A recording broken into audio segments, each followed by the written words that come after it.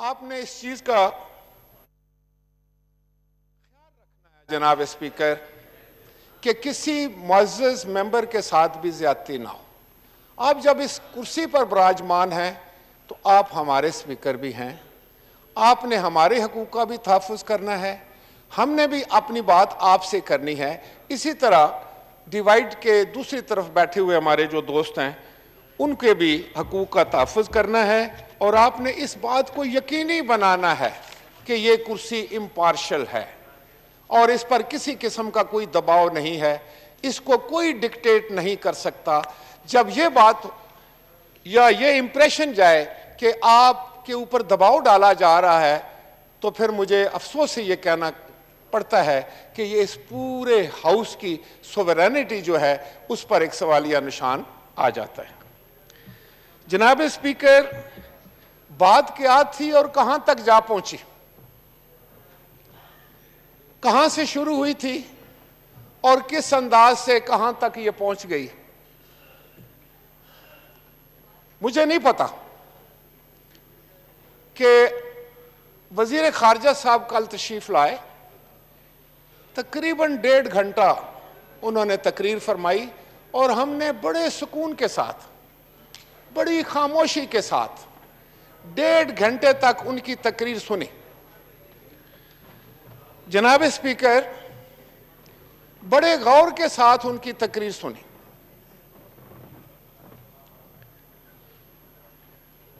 मैं पूरी जिम्मेदारी के साथ ये बात कर रहा हूं जनाब स्पीकर कि 1.5 घंटे की तकरीर की जो जिस्ट है, जो लुबे लुबाब है, वो ये था और ये साबित करना था कि ये जो अपोजिशन के लोग बैठे हुए हैं ये सारे बड़े करप्ट लोग हैं और इनके मतमा नज़र सिर्फ एक बात है कि नैब के क़वानीन की तरमीम हो जाए और इनकी जान छूट जाए। अगर मैं सही समझा हूं तो ये उन्होंने पूरी लफाजी के साथ, पूरी अपनी जितनी उनमें उनका जोर बयान था उसमें एक ही चीज उजागर करने की कोशिश की कि उस तरफ बैठे हुए तमाम लोग जो हैं वो ईमानदार और इस तरफ बैठे हुए लोग जो हैं वो करप्ट। जनाब स्पीकर, पहली बात तो यह है कि हमारे माशरे में एक चीज़ आ गई है, मैंने कभी इस पे बात नहीं की, मैंने खुद इसको फेस किया है, फेस कर रहा हूं, मैंने कभी इस पर एतराज भी नहीं किया क्योंकि मैं ये समझता हूं कि एहतसाब तो होना चाहिए, एहतसाब हर शख्स का होना चाहिए, कोई इससे मुबर्रा नहीं होना चाहिए, लेकिन उसमें एक शर्त है, एक शर्त जनाब स्पीकर मैं आपकी तवज्जो चाहूंगा, वो शर्त यह है कि ये अक्रॉस द बोर्ड हो। लेकिन कल वजीर खारजा साहब ने एहतसाब ऑर्डिनेंस को हमारे हाथ में थमा दिया और कहा कि इनको तो इसके अलावा कोई लेन देना नहीं है और फिर उन्होंने फरमाया कि FATF फैटिफ जो है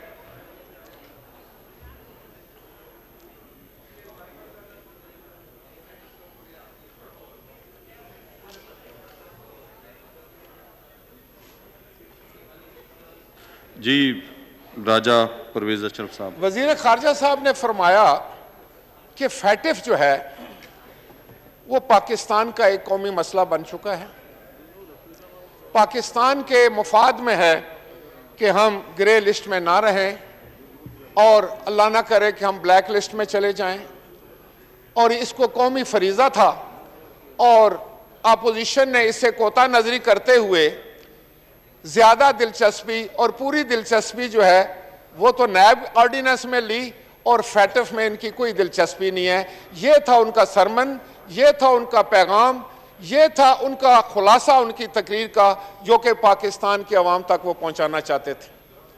वो यहाँ पर मौजूद नहीं है मैं चाह रहा था कि वो मौजूद हों तो मैं उनके सामने ये गुजारिश करूं। जनाब स्पीकर, ये कितना, ख्वाजा साहब, जनाब स्पीकर जी आप बात कर लें, खाई साहब आप कर लें, खाई साहब। जी जी राजा परवेज अशरफ साहब। जनाब स्पीकर, दुश्मनाम तराजी, इल्जाम लगाना, बोतानबाजी, एक दूसरे का चेहरा खराब करना, ये तो एक तसलसल से आ रहा है और अभी हमारी पॉलिटिक्स का भी हिस्सा है और शायद माशरे का भी हिस्सा हो गया है। किसी को जरा तामुल नहीं होता कि किसी की पगड़ी उछाल दे और किसी के ऊपर गलत इल्ज़ाम लगा दे। मकसद सिर्फ ये होता है कि सियासी फ़ायदा किस तरह हासिल हो, और ये एक वतीरा है और जो बदकिस्मती से बन चुका है। हम जो लोग अपने आप को लीडर्स कहलाते हैं, जिन्होंने माशरे की समत को ठीक रखना था, जिन्होंने एक रोल मॉडल बनना था, हम खुद उसका शिकार हो चुके हैं। जनाब स्पीकर, हम तो बड़े सुकून से बैठते हैं जब कोई तकरीर करता है तो जी मुझे बड़ी है जी, तो मैं ये कह रहा था कि उनको जरूर टाइम दें, तो लेकिन मेरी बात भी जरा सुन लें। आपकी बात बिल्कुल, मैं तो बैलेंस बात करूंगा। और उसमें तो वजीर खारजा साहब ने कहा कि ये एक ऐसा मसला है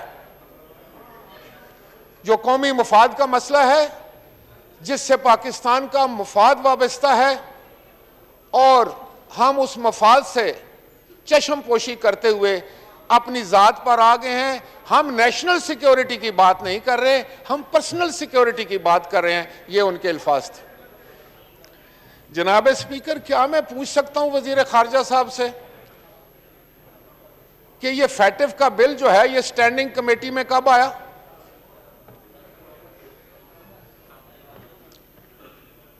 कब ये स्टैंडिंग कमेटी में आया था ये बिल? 6 महीने से जायद अरसा गुजर गया है जनाब स्पीकर साहब,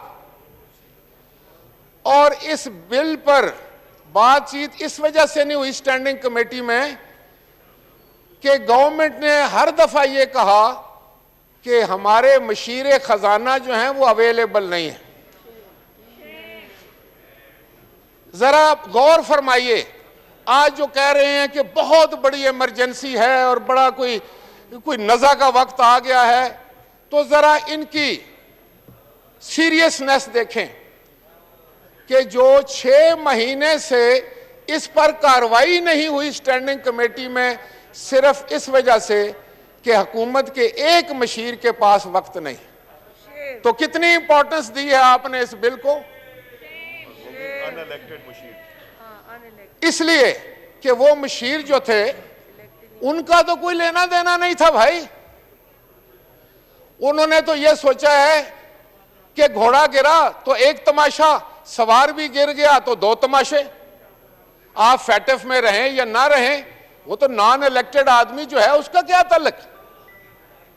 ये तो है आपकी संजीदगी का आलम। आज आप इतने जबरदस्त अल्फाज इस्तेमाल करके चीख कर पाकिस्तान के लोगों को गुमराह करने की कोशिश कर रहे हैं और सारा इल्जाम जो है वो हमें दे रहे हैं। जनाब स्पीकर, मैं नहीं किसी को ईमानदारी का सर्टिफिकेट देता, ना बेईमानी को। मैं किसी को करप्ट नहीं कहूंगा, ये काम अदालत का है। लेकिन मैं ये जरूर कहूंगा जनाब स्पीकर कि कहां मैं और कहां आबे कौसर में धुली ये खलकत, मेरा तो दम घुट रहा है इन पारसाओं में।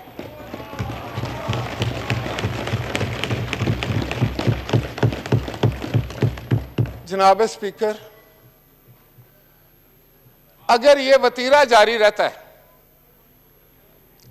तो शायद 2 साल तो गुजर गए एक डंडोरा पीटते में कि करप्शन करप्शन करप्शन, बाकी सब करप्ट और आप ईमानदार। चलें यार, ये मान भी लेते हैं, मैं तस्लीम कर लेता हूं कि आप बहुत ईमानदार लोग हैं, लेकिन खुदा की कसम पाकिस्तान के अवाम ये मानने के लिए तैयार नहीं है।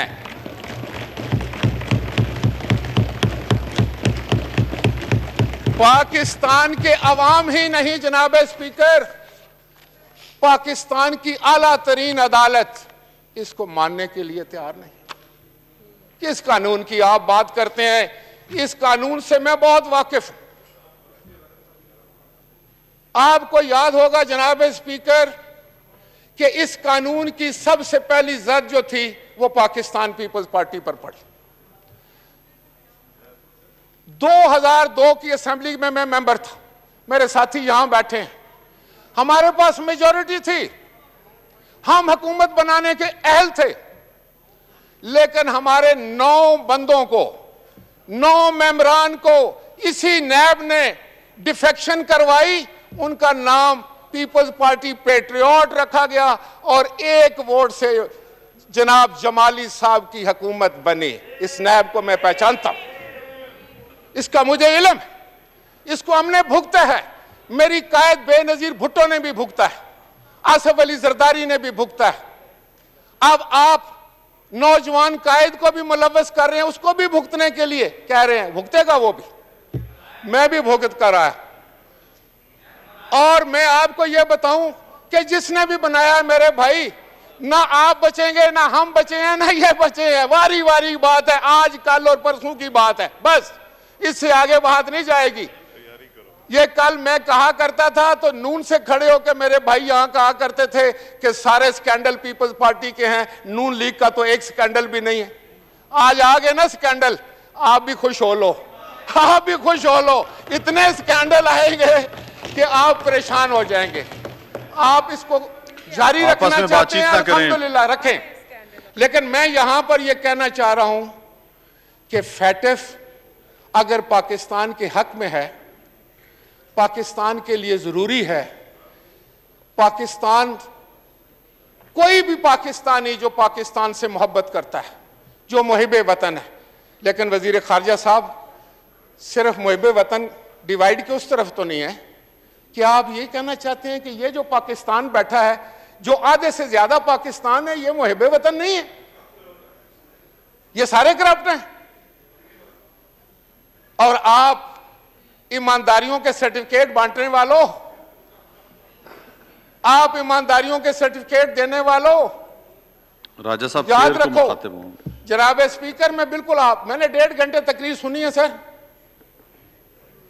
मैं किसी की जात पर कभी हमला नहीं करता, मैं ब्लो दी बेल्ट भी हिट नहीं करूंगा, लेकिन खुदा के लिए हो क्या रहा है ये तो समझने की कोशिश करो भाई।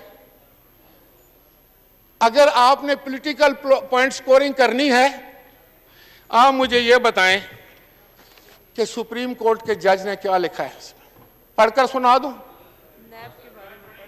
मैं पढ़कर सुना दूं? आपस में बातचीत ना करें, यह बड़ा जरूरी है। इन भाइयों ने यह फैसला नहीं पढ़ा, फैसला तो लंबा है बस। इनके बारे में तो उन्होंने ये लिखा है कि नाअहल और बोने लोगों को इंस्टॉल किया जाता है, उनको पैम्पर किया जाता है।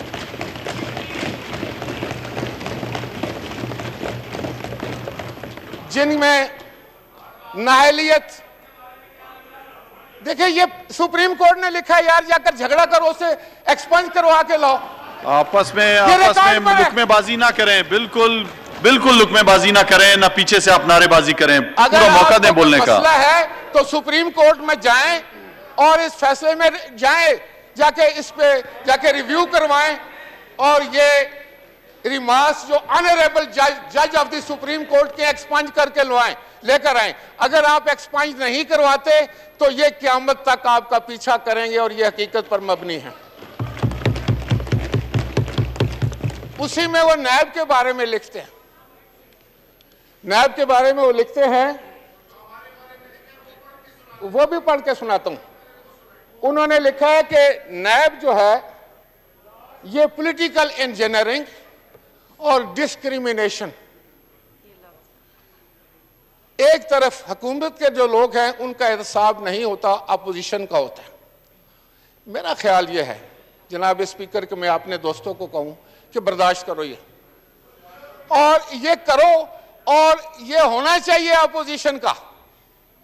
हम तो शायद फकीर लोग हैं, फिर भी आपको माफ कर दें और आपका ना करें ये, लेकिन मैं आपको ये बताऊं कि आप जिस रास्ते पर चल रहे हैं, आप जिस रास्ते पर गामजन हैं, और आज आप खुशी खुशी से चीखते चलाते भी हैं, आवाजें भी कसते हैं, रिमार्क्स भी पास करते हैं, लेकिन मुझे महसूस हो रहा है, मैं दीवार पर लिखा हुआ पढ़ रहा हूं कि आपकी बोलती बंद होने वाली है और बहुत जल्दी।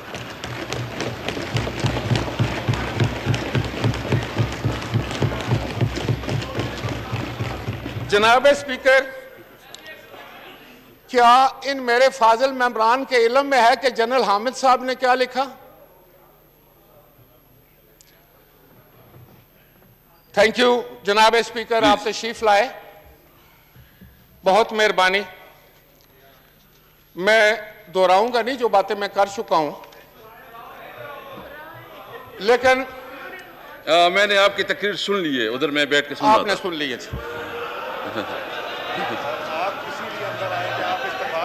जी जी। मैं आपका शुक्रिया अदा करता हूं कि आपने बातें सुनी, आपने उनसे इत्तेफाक किया और आप अंदर तशरीफ ले आए थे। नहीं, हम तो सुनते आप सबके हैं, और इत्तेफाक मेरे पास अपनी जेब में पड़ा होता है, मेरे दिल में पड़ा होता है। जनाब स्पीकर, आप हमें तो जिस मिल से गुजारना चाहें गुजारें, बड़ी अच्छी बात है। दूध का दूध और पानी का पानी होना चाहिए। हमें भी अपनी अगर बेगुनाह है, हम तो अपनी बेगुनाही हमें साबित करनी है अदालत में। लेकिन ये एक वतीरा बन गया है कि हाउस में आकर भी हम नो क्रॉस टॉक प्लीज। मैं रिक्वेस्ट करूंगा कि टाइम का ख्याल रखें, क्योंकि आगे भी और हमने बिल भी पास करना है, तो मेहरबानी। 1.5 घंटा हमने मशक्कत काटी है, 1.5 घंटा हम पर जुल्म किया गया है, तो हमारा 5 मिनट तो बर्दाश्त कर लें भाई। जनाब स्पीकर जी, आप के पास अगर इख्तियार है और आप ये समझते हैं कि आप अपने इख्तियारात से लोगों को डरा के धमका कर अपने मर्जी के रिजल्ट हासिल कर सकते हैं तो करें। इसमें एक बात का ख्याल रखें कि कोई आपको ये नहीं कह रहा कि एहतसाब ना हो, लेकिन अगर अदालतों ने फैसला करना है तो फिर यहां हाउस में आप करप्ट और नॉन करप्ट की गर्दान छोड़नी पड़ेगी, फिर मीडिया पर भी छोड़नी पड़ेगी। अगर आपने यहां अदालत लगानी है तो 100 बिस्मिल्लाह, हम भी लेकर आ जाते हैं अपने आर्गूमेंट, अपने रिकॉर्ड, आप भी लेकर आ जाएं। हम आपके सामने अगर साबित कर दें या ना कर सकें तो यहां फैसला कर लें। जनाब स्पीकर, आप मुल्सिफ बन जाएं। लेकिन अगर ये फोरम नहीं है, ये अगर फोरम नहीं है तो यहां वो काम होना चाहिए जो इस ईवान का काम है, वो तो हो नहीं रहा। 2 साल हमारे कान पक गए कि आप फरिश्ते हैं, आप फरिश्ते हैं, हम लोग जो हैं सारे जो हैं वो इंसान भी आप नहीं समझते। तो भाई अब ये तो बताओ कि लोगों का क्या होगा, पाकिस्तान के 22 करोड़ लोगों का क्या होगा? वो आपकी भी जिम्मेदारी और हमारी जिम्मेदारी है। कोई ऐसा कानून आप बता सकते हैं जो आपने बनाने के लिए लाए हो इस ईवान में? नए नए लफ्ज आपने इजाद करने के बजाय क्या कहा? आज हमें तो नहीं, क्यों, हम तो शायद आपका हिस्सा बन के हमारे कान रोज सुनते हैं ये बातें।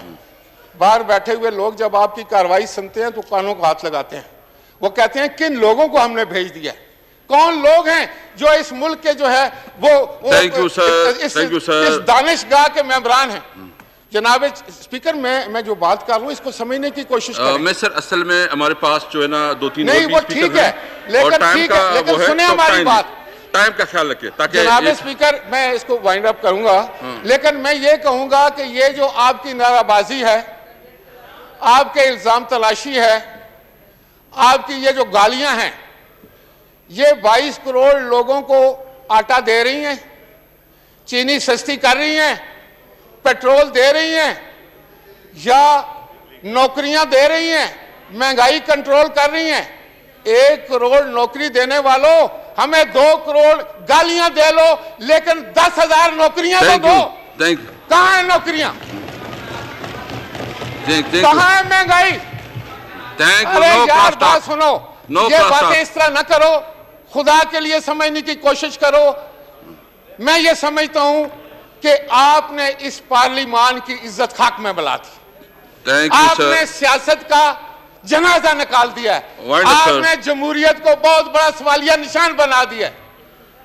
आप लोगों के पास कोई प्रोग्राम नहीं है, आप लोगों के पास कोई पॉलिसी नहीं है, आप लोगों के पास कोई सोच नहीं है। Thank you sir. अभी नहीं, वजीर खारजा साहब आ गया, मैंने इनकी बात का जवाब देना। नहीं वो प्लीज अभी हो गई जी, नहीं, बहुत अच्छा हुआ, आ गया टाइम, आपका टाइम हो गया जी। प्लीज जनाब स्पीकर। राजा साहब देखिए, एक मिनट, मैं इस पे आता हूं। मैं माजरत से मैं जनाब स्पीकर इस पे आता हूं। कल 1.5 घंटा इन्होंने तकरीर की है, वो तो माशाल्लाह ख्वाजा साहब ने भी किया और भी लोग ने तकरीर करनी है, तो काइंडली वाइंड अप प्लीज। देखें कल इनको भी पता था कि हम देखें जनाब स्पीकर, कल वजीर खारजा साहब ने 1.5 घंटा तकरीर की तो हमारा जवाब देना था ना। इन्होंने फौरन ये किया, आपकी सीट ने एडजर्न कर दी असेंबली, इसलिए कि हमारा जवाब ना आ सके और पाकिस्तान के अवाम को इनका बयान जो है वो गुमराह कर सके। Thank you sir, thank you sir, thank you sir. तो मैं नहीं जनाब, मैं तो बात अभी मैंने शुरू ही नहीं। आपकी अभी कितना टाइम हुआ है? कितना तो मैं आपसे ये कह रहा था कि मुझे ये बताया जाए जी, कंक्लूड करूं ना प्लीज, आप वाइंड अप करें क्योंकि जनाब स्पीकर प्लीज मुझे इंटरप्ट ना करें। 22 मिनट आपके हो गए हैं जनाब स्पीकर। और क्या आप अब जब वजीर खारजा साहब खड़े होंगे जवाब देने के लिए तो आप इसी तरह उनको टोकेंगे? बिल्कुल टाइम नहीं, मुझे ये बता, मैं आपको बताऊं राजा साहब, कितनी मुझे आपने 20 दफा टोका है, उनको आप 10 दफा जरूर टोके। राजा साहब मेरे लिए आप बहुत मुख्तरम है, बहुत रिस्पेक्टेबल आदमी हैं। मैं ऐसा कोई नहीं, मैं सिर्फ टाइम के हवाले से आपसे रिक्वेस्ट कर रहा हूं। जनाब स्पीकर, मुझे आपका बहुत एहतराम है, पर मैं ये कहना चाह रहा था कि हुकूमत का जो मनसब है उसके कुछ फ़राइज़ हैं। पाकिस्तान के अवाम को तमाशा दिखाने के अलावा उनको कुछ डिलीवर भी करना है।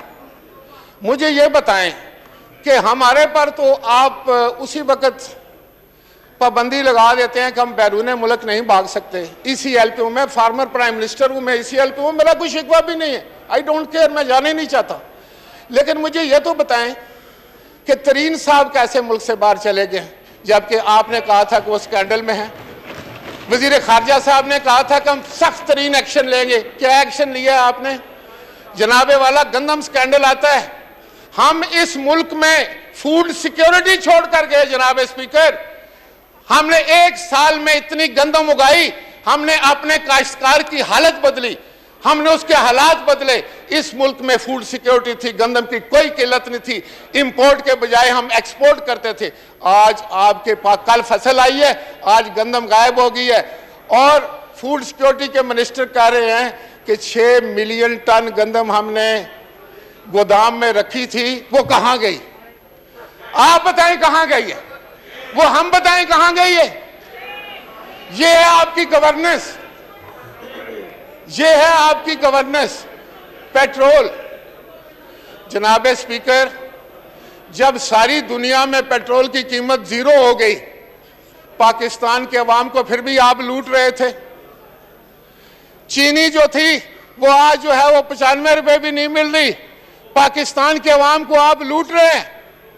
गंदम में लूट रहे हैं, तेल में लूट रहे हैं। मैं आपके ये बात नहीं करूंगा, हमारे प्रोजेक्ट में ताखीर हो तो हम लैब में पेश होते हैं, बाबर अवान साहब बताएंगे, लेकिन BRT में ताखीर हो तो वो तो मामूली बात है।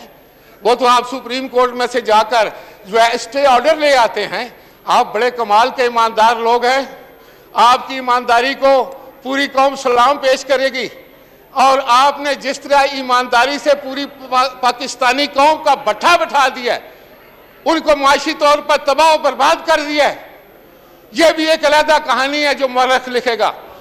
जनाब स्पीकर, मैं आखिर में बहुत ही मुख्तसर करते हुए ये कहना चाहूँगा कि फैटिफ में अगर डिले हुई है, वजीर खारजा साहब से मैं ये पूछ रहा था कि 6 महीने से ये बिल स्टैंडिंग कमेटी में, 6 महीने से ज़ायद हो गया है वजीर खारजा साहब, और ये इसलिए स्टैंडिंग कमेटी से पास नहीं हुआ कि आपके मशीरे जो खजाना थे वो अवेलेबल नहीं थे।